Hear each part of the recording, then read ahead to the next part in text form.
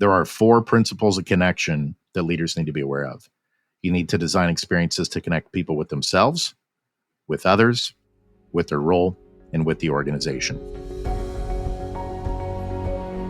What do you think might be possible when we as leaders intentionally, strategically, and thoughtfully connect with those we lead?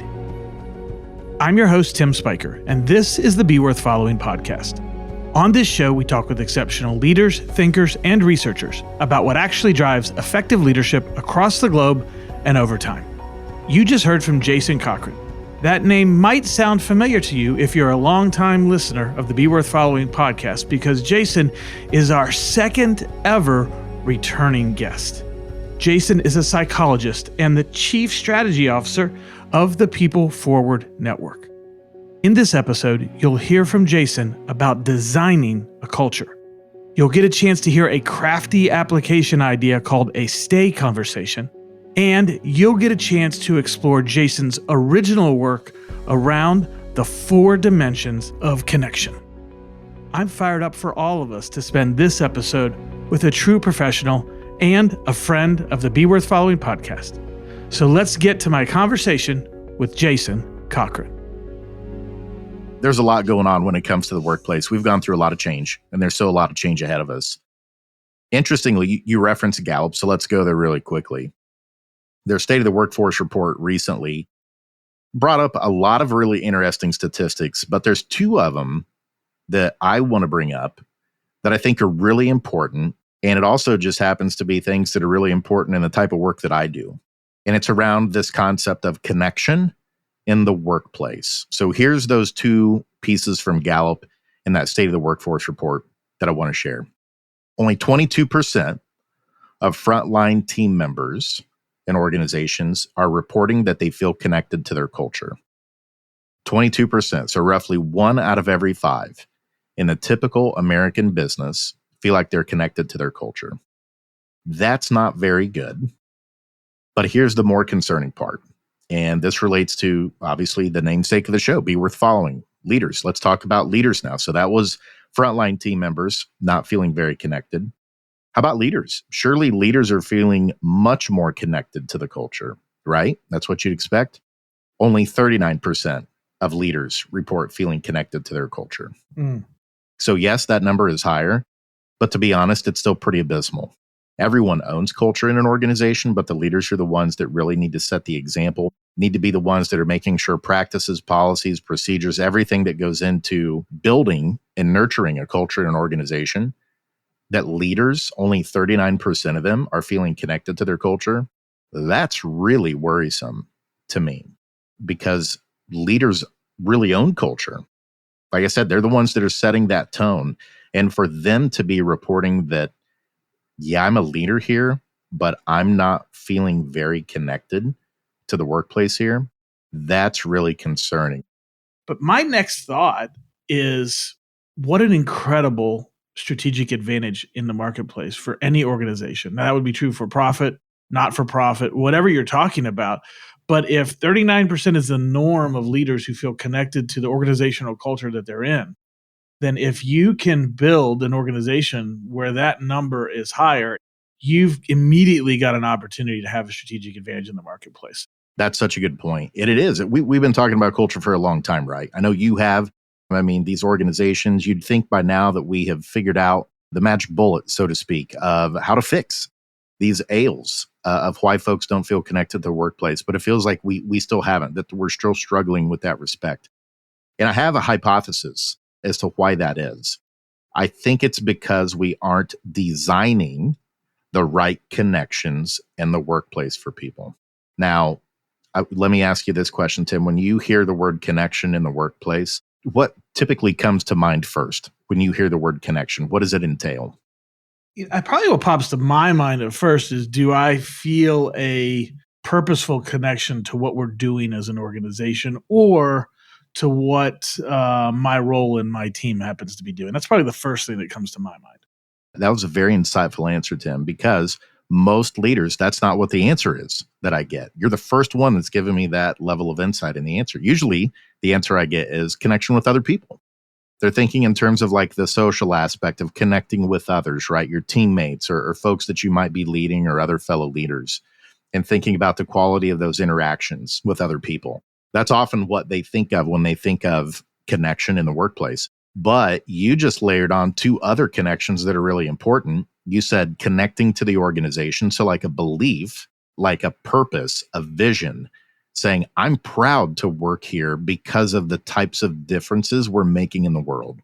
I believe in the type of work that we're doing here and the change that it's bringing about and the impact. And I often call that connection to organization. That's also a very important connection we have to design around.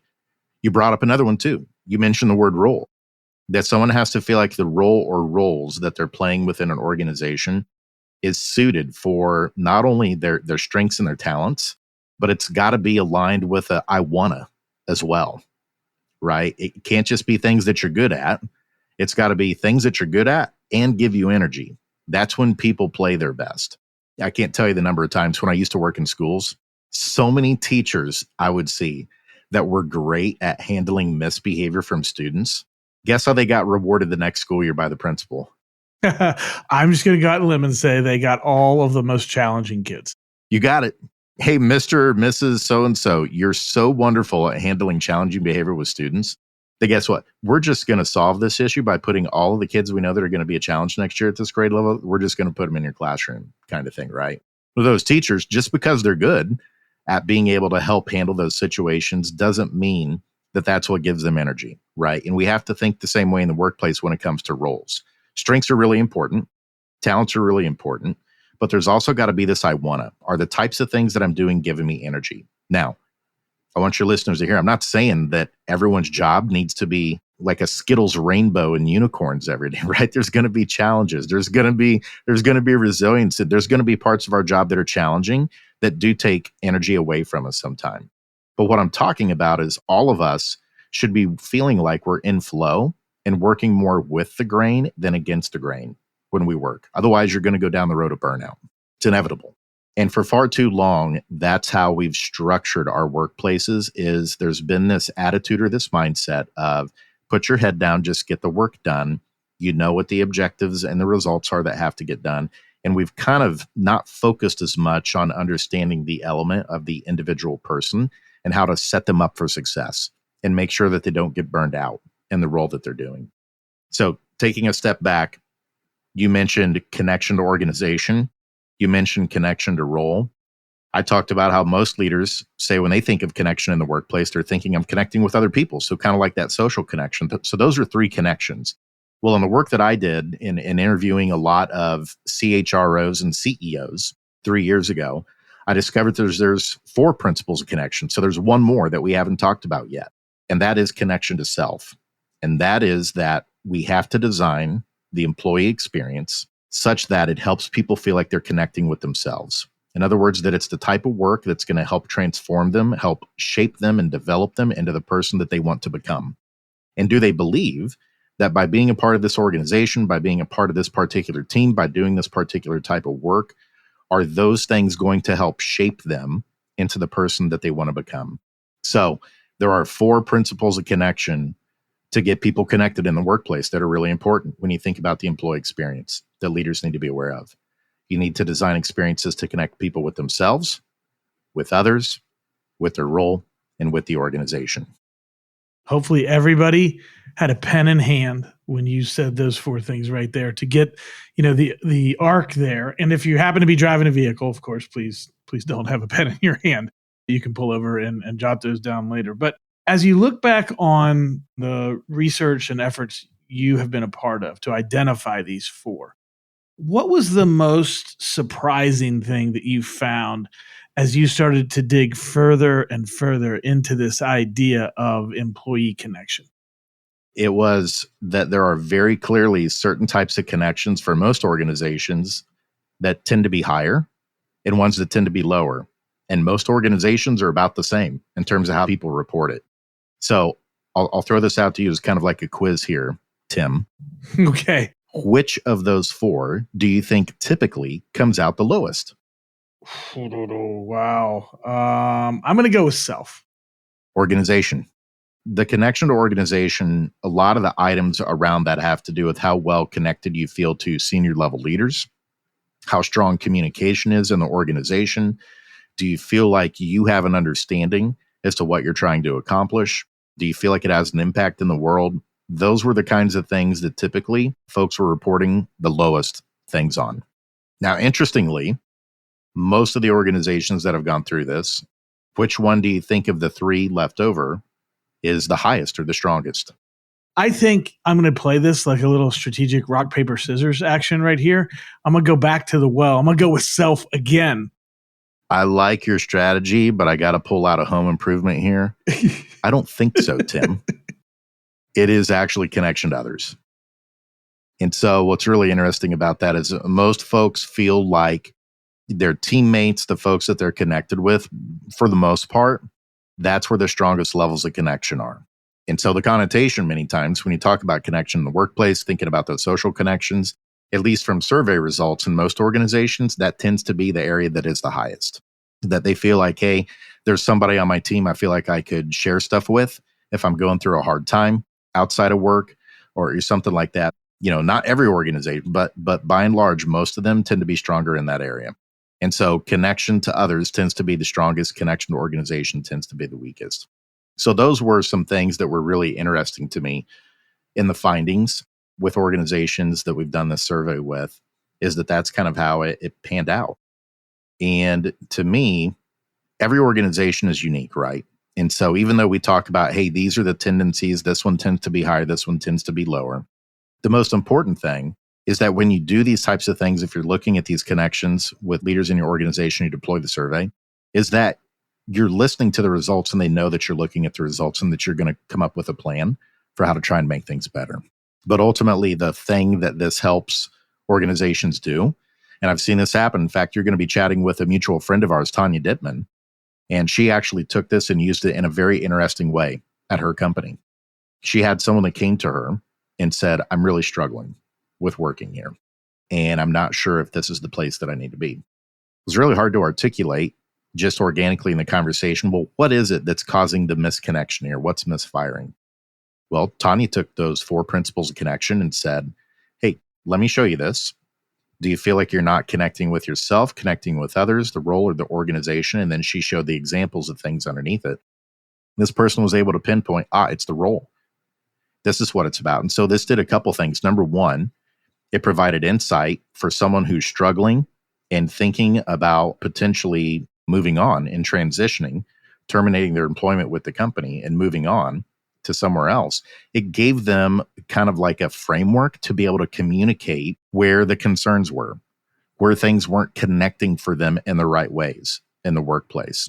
So that was really helpful for them to be able to articulate those things in those terms, where otherwise it would have been like, well, I'm not exactly sure, what's going on here, but it's like, no, very quickly, like, okay, it's the role. Well, let's dig into that. What is it specifically about this role or the types of work that you're doing that's making you feel burned out or making you feel like this is a place that maybe isn't a good fit for you, where you're not connecting? And so if there's anything that your leaders are taking away from today, you don't have to go deploy the full survey, but even if you just take this concept of the 4 principles of connection, and if you have someone, if you're a leader that's coming to you and they're saying that they're struggling with work, or if you just notice signs that, hey, I think something's up, I think something's going on that just seems like things are a challenge, use it as part of that conversation to kickstart it. And it'll help them start to pinpoint kind of areas of the work experience where that connection is off. And then you can dig deeper into that to figure out and diagnose exactly what it is.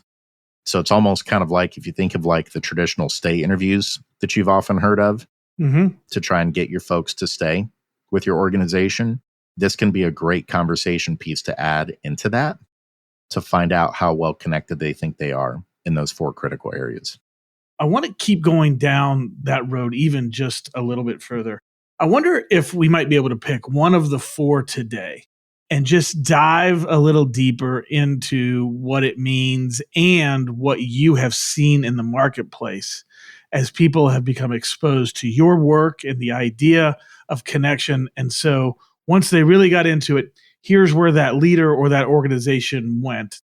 Well, let's start with the one that you brought up, Tim, that you went to the well twice on. Let's do connection to self. All right, well, let's talk about connection with self, because I am just imagining, I've my engineering educational background, and the cynical engineer would say connection to self. Yeah, okay, whatever that is, but help us understand what that really is and what it means, Jason. Sure, absolutely. So you were talking about the importance of science, right? So let's bring up Adam Grant. Probably most of your listeners know who that is. Very, very well-known organizational psychologist. In my opinion, just I'm biased here, but I think he's one of the most brilliant minds around thinking about the future of work and people that we have out there. He does brilliant work at Wharton. And he recently brought this into focus in a way that I think is really important for all of us to consider when we think about connecting to ourselves and how well do we know ourselves. He was talking recently about an important distinction between our beliefs and our values. And here's what he was sharing. Values are the things that we think are important. Beliefs are the things that we think are true. The reason so many people get stuck in life, whether it's work or personal, is because we are often very stubborn or reluctant to admit the things that we believe are true. We are very stubborn to change those. But that's where we often start, or the things that we believe. When we should start with understanding our values, the things that are important to us. For example, what if I'm really struggling to understand a new concept and I'm just digging my heels in, or I think that something's not true? Well, if one of my values is being a lifelong learner and being open to new ideas or concepts, or being a student of change, then my mindset, I'm going to be a lot more open with myself and to consider that maybe some of my beliefs are wrong. If I have a value that says what's important to me is that I consider changing my mind on certain things, that if there's new facts, if there's new evidence, if there's new research, if there's new ways of doing things, then I'm going to be open-minded to that.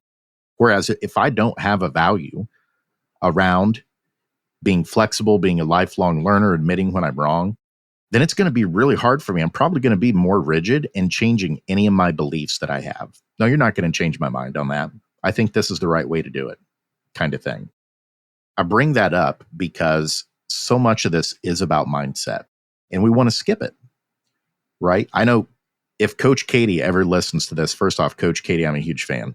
But number two, I imagine, Tim, when all of you were receiving coaching from Coach Katie, I can't imagine that it was all just the X's and O's of executing plays in practice.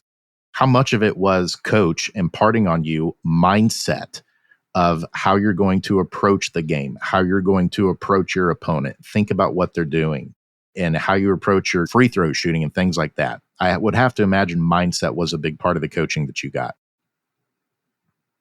But we often overlook that when we think about connecting people. We just operate in a business world, a default of, oh yeah, you probably know who you are. I'm looking at your resume here. Looks like your experiences are really good. Looks like you're a highly intelligent person. You've been successful. And so you're probably going to be ideal for this role, kind of thing, right? But there's so many other aspects that go into setting someone up for success and them being in the right role, in the right organization, doing the right kind of work, and connecting with people in the right kind of way. And those are all elements of understanding connection to self really well. Do you know a person's values? Do you know their beliefs? But then even moving beyond that, another component of it, there's three parts of everyone's mind. There's the cognitive, the skills that we have, the things we're really smart about, right? There's the affective, which is more the personality type stuff. Oh, I like this person. They have like a good vibe or a good feel to them. But the third part is the one that we often don't talk about, and that's conative. And this is a person's natural instincts for how they're going to jump in and do things, how they're going to problem solve. And these are things that are hardwired from how you were born. Conation is how you're going to approach work, how you're going to approach problem solving. And so that is another element here, understanding the profile of people from a cognitive, affective, and conative standpoint is how you're going to be able to best get them plugged into your organization in the right ways and connected to your organization in the right ways. So I say all that to say, we often want to skip over the whole connection to self piece because we think it's fluffy. We think it's just pie in the sky kind of stuff. But really, the best gift that we can help people with is to understand themselves on that level. And so if you have talent acquisition type of assessments that help people understand different parts of who they are, that brings a little bit more objectivity to the table. We prefer the Colby because of the conation piece, but whether it be DISC or what other assessments that you use, understanding a person on that level is really important in order to have a successful working relationship. And getting folks connected to themselves on that level so that they understand not only the stuff that they're really great at, the things that are natural for them, but they've also got to understand what are the things that might be triggers for me so that I can be prepared for that. What are the ways that maybe I'm showing up sometimes that can rub people the wrong way? I need to be aware of those things. Those are the types of things when we're talking about connection to self. That's a really important first step when onboarding, when screening candidates and looking at things through that lens of making sure that it's going to be a right fit, not only for your organization, but that it's right for this person too, so that they aren't going against the grain of who they are. And sometimes that means that you're actually providing some data and insights for them that they haven't thought about before. They maybe thought they knew themselves, but once you dig in a little bit deeper and bring some of that data to the table on certain types of assessments, or thinking about the values and the beliefs, that there can be a little bit of discovery there that's worth it in the long run to understand about those people. As I think about the work that we both do, there's such an easy connection point here in what you're talking about, because as our efforts are around helping leaders become more inwardly sound and others focused, the lion's share of the work that we do, when we talk about what does it mean to be an inwardly sound leader, the things you're talking about here are so critical. How do I understand myself? How do I know what's true about me? It seems like, oh yeah, well I do that. But to your point, we don't usually pause long enough to dig in, and whether it's through an assessment or through a series of conversations, for people to have a level of groundedness, higher and higher levels of self-awareness. Tasha Eurich, I probably quote Tasha as much as any researcher on this podcast, and it's the same statistic every time, which is 10 to 15% of leaders are actually self-aware. And, my comment following that statistics every time is that should scare the garbage out of all of us. And so, especially so, given what you're talking about in terms of connection to self, is that if we are responsible for developing leaders, then we are responsible for helping leaders be more connected to themselves, to be, in language that we would use, more self-aware, because that creates a more grounded and healthier leader, which then results in a better leadership outcome. So the idea of connected to self here, it feels like there is a strong connection between the idea of being connected to self and being self-aware. 100%. In fact, you beat me to it. In my notes, I said, this is, from what I understand about your model and the work you do, it's all about being inwardly sound. And we can't expect others to be inwardly sound if we aren't first ourselves as leaders.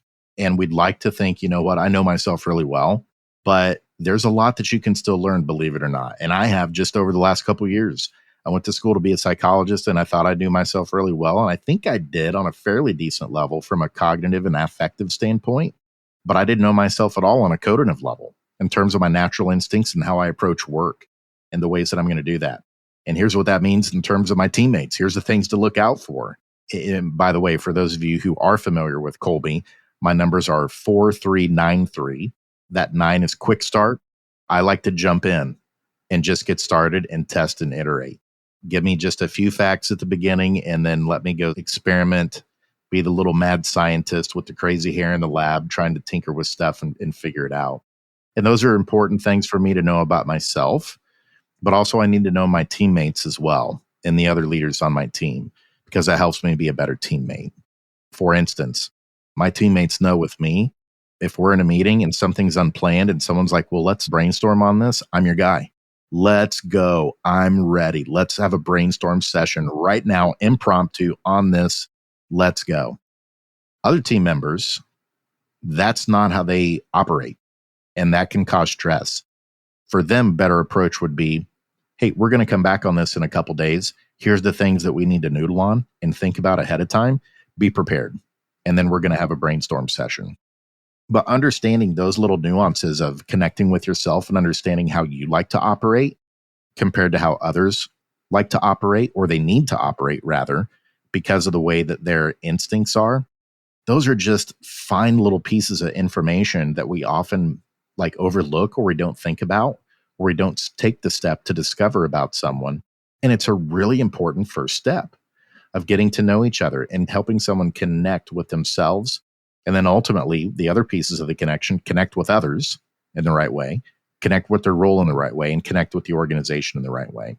And if any of those four pieces are missing, at some point in time, there's going to be, whether it's burnout, attrition, or things like that, there's a strong likelihood that that misconnection is going to grow over time if it's not addressed. And that's when you start to lose some of your talent that you never wanted to lose, right?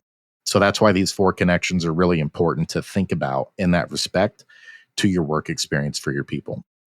As we begin to wrap up here, I want to go even one step further if we could. Outside of assessments, if I am a leader in an organization, yeah, I want to be connected to myself. But if I'm looking at the people in the organization, we want to have a great culture here at the company. We want to have a place where people love to come and work and spend their days. Maybe it's not the end all be all of value creation, but it's something I could begin to put into place, put into action here in the next couple months. If I wanted to make a contribution collectively to the team I'm leading, how could I, in a very practical, kind of boots on the ground way, begin that process of helping people be more connected to themselves? What are the actions? What are the conversations outside of the assessment space, which has tons of opportunities there? So that's a great place to go. But outside of that, what kind of advice would you give me as I'm thinking about, okay, I want to help people be more connected to themselves? I love that you asked that question because the framework is simple, but let's take it another step simpler in terms of what you can do. Let's start with connection to self. Here's how you take that first step. You need to know your personal values. That's simple. You could hop on Google and you can find all kind of resources on how to go about determining your personal values. And you're probably thinking, oh, it'll only take 10 or 15 minutes. No, it should take several days. You need to think well about those. You need to jot them down. You need to start thinking about instances in your life for why that value is important to you. You need to understand those themes. You need to understand behaviorally what this means in certain situations as to how about you're going to go about making decisions. And then another step I'd recommend is you ask for other people's input. Do you see these things for me? So if values are the things that are important to you, if that's going to be your compass for how you guide your life and how you make your decisions and whether or not you're willing to change your beliefs on something, which all of us should be open to, you got to get those values that are accurate and right for you, that are written on your heart. You know them, you understand them. And part of that is getting feedback from other people that are closest to you as well, to be like, okay, I've got a first pass here of some values, some descriptions for them, some ground rules that I try to live by. Do you think these are accurate for me? Or am I not doing a very good job of living these out? Or are there some other values you can think of that I should consider that are really important? For me, that's the biggest piece that's been eye-opening, is how few people, leaders included, actually have personal values. And they know what those are, and they're really clear on them. And they use them to really help guide the decisions and their interactions with other people. And so if the question is, what can you do today after listening to this episode that's a step in that direction of becoming a better leader, of creating a better connected workplace? You got to start with yourself first and getting those values. They don't have to be 100% accurate, but you got to put the work in. You've got to know what some of those values are. And then start helping some of the other leaders on your team if they don't have those. Ask them to do the same thing and be a support for them in that process. But that's one of the first things that you've got to do, is get some clarity around the values, because as Adam Grant said, values are the things that you believe are important. If you don't know what's important to you, then it's going to be really challenging to be a great leader for yourself and for others.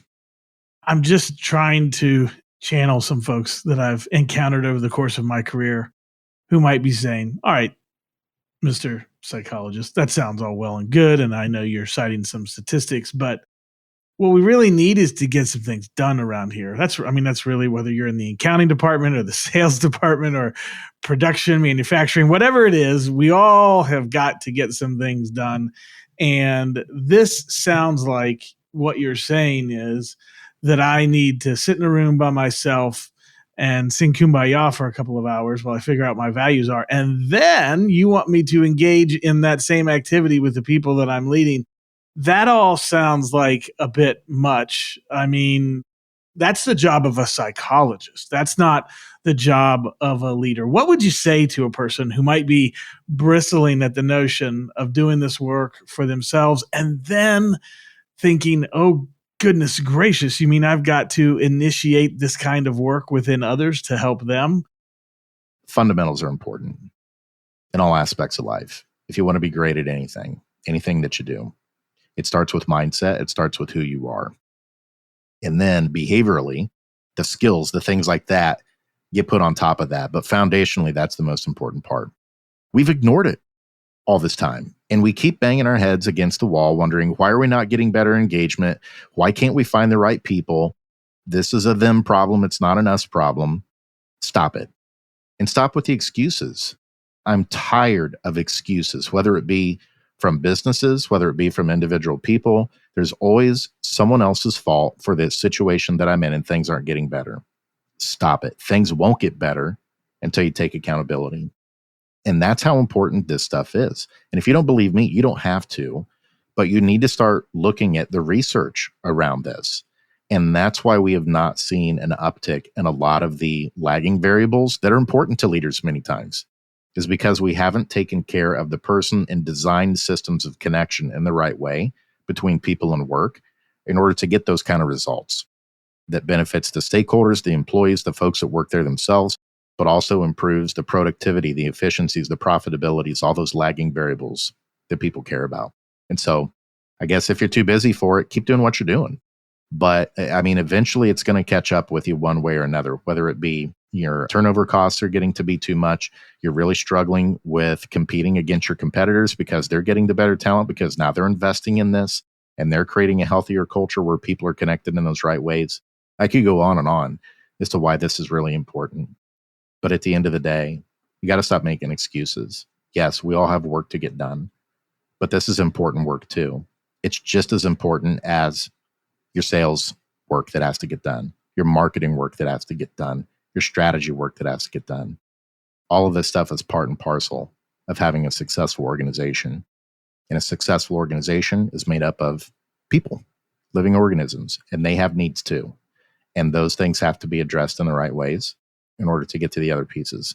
Have you met Zach Mercurio before, Tim? Huge fan. We had him on a podcast. I had a chance to catch up with him a little bit last week. I can't say enough good things about Zach Mercurio. He put it succinctly this way: nothing matters to someone who feels like they don't matter. And for too long, we've wanted people to care about certain things at work because you just should care about it without caring about the person. It's time for a new way. And it's time to take human-centered design seriously in terms of how we're connecting people in the workplace. And that means helping connect them with themselves and helping them feel like they matter, that they're seen, valued, and heard for who they are. And then setting up the work experience to be optimized around who they are. There's also accountability on their side too. You can't just show up and be like, this is who I am. Okay, do everything for me. Like, you got to put in the work too of discovering who you are and what your values are and be real about that and understand your flaws and your warts and work on those things to be the best teammate and leader that you can. So there's accountability on both ends, but we got to start taking this work more seriously around designing the right connections between people in the work ecosystem. You know, Jason Cochran is one of the people on the planet that every time I am around him, whether it's recording an episode like we just did or just catching up with him to talk about life and about work, I am encouraged. He is such an educated person, but he is also a person who sees and cares about people. And I think that's an awfully important combination because all the data in the world doesn't result to much unless we figure out how to apply it within the context of interacting with actual human beings. And so there's a few things that he mentioned during our discussion that I just want to make a little bit of an emphasis point on as we wrap up this episode. Early on, he talked about the idea of designing the environment, designing the culture that you're in. And I love that perspective. It is one that, as I observe leaders in the marketplace, I think that idea of designing a culture on purpose with intentionality is something that's really lacking. In the vernacular that we use with our clients, we talk about driving culture, meaning we're going to go in a direction with it instead of just letting it unfold the way that it might going in any old direction. I've had a chance to work with leaders earlier in my career. I'll call this person that I'm thinking of a junior executive. And that person's perspective is we're just going to model the culture and it'll just unfold the way that we want to. And I'm here to tell you, modeling is important, but it's not enough. We need to drive culture in the direction we want to take it. We need to be intentional. And I love the word that Jason used when he talked about designing culture. And I think it's a challenge to all of us. Are we designing the cultures in which we lead and operate every day? And by the way, you don't have to sit at the top of the organization to do that. You can design the culture of your department. That is something that you as the leader can design and be intentional about.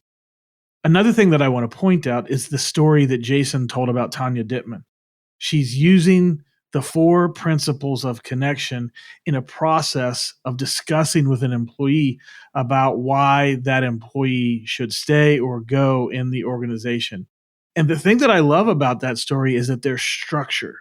Those stay conversations, as Jason was talking about. Let's talk about, as opposed to an exit interview, a stay interview. Talk about what is great here, what could be better, what are the things that are going to cause you to want to continue to be here over the long haul. And this structure of the 4 principles of connection that Jason talked about between organization, role, others, and self, and how Tanya used that structure to help figure out what was going on with this particular employee. Sometimes a whiteboard is a wonderful and inspiring thing when it's blank and that we can just get after it. And there are other times that when the whiteboard or the page is blank, we just don't quite know what to do.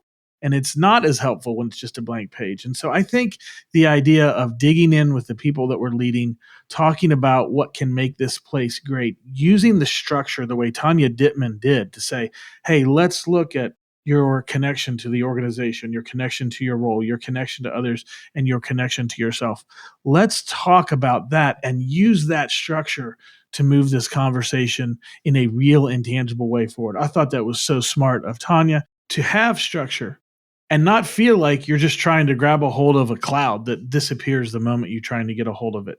Structure like this helps us host those conversations in a really tangible and effective way. Finally, as we got into the issue of values, the question of where are my values and where are the values of the people that I'm leading, and how conscious are we of those values? How conscious are we of the things that are important to us? Maybe you would say, of course, I know what my values are, but to do that work well, and I've seen it done well and I've seen it done poorly. To do that work well, it takes time and energy and effort. And even if you have worked hard to clarify what your personal values are, even if you did that 5 years ago or 10 years ago, depending on what life's circumstances are, some things can happen. One is they can change. That does happen perhaps over time. But another thing that happens, I think, more often is that we drift away from our values. We look at our lives and we don't necessarily see the alignment we would hope for. One of the great places that we talk about with our clients to evaluate your values is your bank account and your schedule. If you take a look at your bank account and your schedule, those 2 places will in part reveal the things that are most important to you. But this is important and challenging work.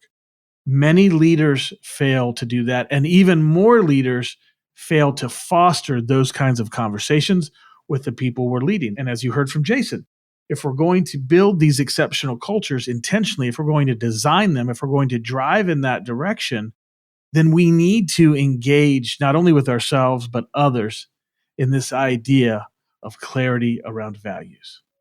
So that leads me to the question I want to leave you with today. And that is this: when is the last time you intentionally thought about your values and how well you are living them out? This is Tim Spiker reminding you to be worth following and to follow us wherever you receive your podcasts.